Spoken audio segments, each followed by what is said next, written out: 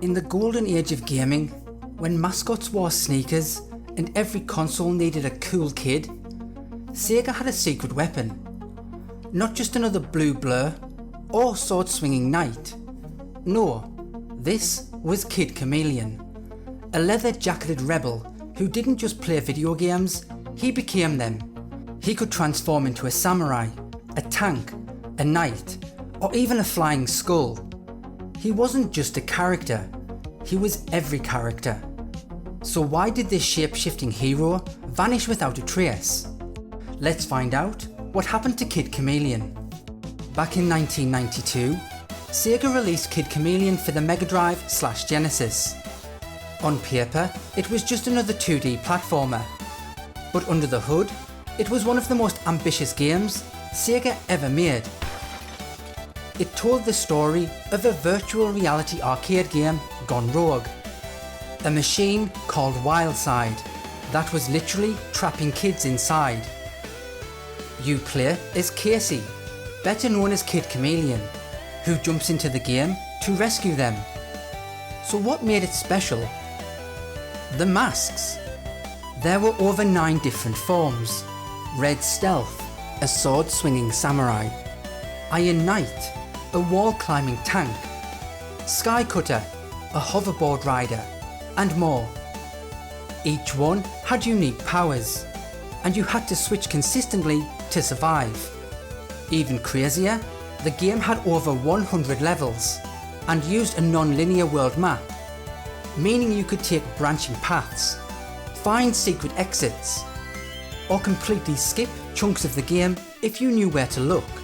In short, Kid Chameleon was a shape-shifting speedrunner's dream. Until it wasn't. While the concept was brilliant, the execution brutal. Kid Chameleon didn't just challenge players, it punished them. There were no save points, no passwords, and no continues. If you died, even late in the game, it was all the way back to the start.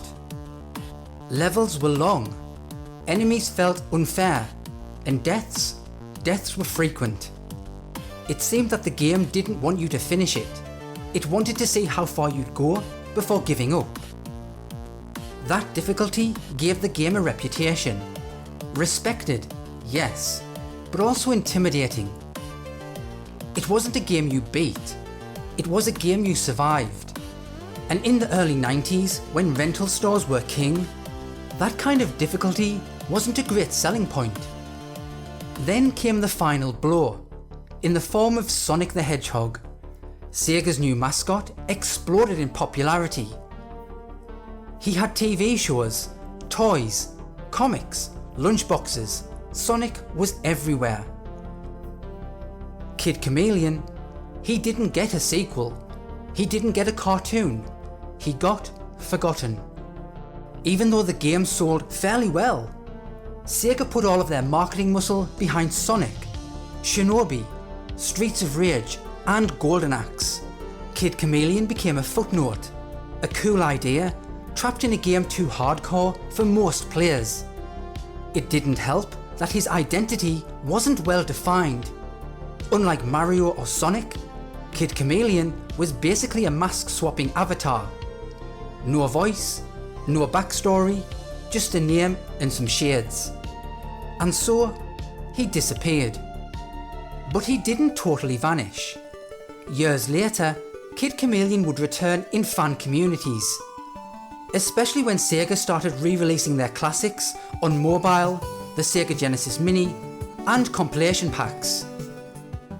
A British comic series even gave the character a backstory, rebranding him as Casey, a kid who discovers the game's secret power and battles an evil AI named Heady Metal.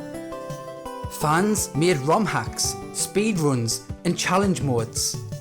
The character had become a cult legend, not for who he was, but for what he represented.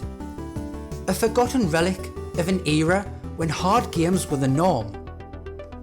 So could Kid Chameleon come back? Absolutely. In an era of retro revivals, pixel art indies, and spiritual successes like Shovel Knight and The Messenger, there's never been a better time. Imagine a modern Kid Chameleon with save points, online leaderboards, custom masks, roguelike progression, stylized 2D visuals, even a form of multiplayer. If Sega handed this IP to a passionate indie team, they could turn it into something special. A tribute to gaming's toughest era, with just enough modern polish to make it accessible. For now, Kid Chameleon remains stuck in the wild side, a relic of challenge, creativity and chaos. He wasn't just another hero, he was every hero. And maybe someday, he'll be back. So thanks for watching. Let me know what forgotten character you would like to see make a comeback, and I'll see you next time.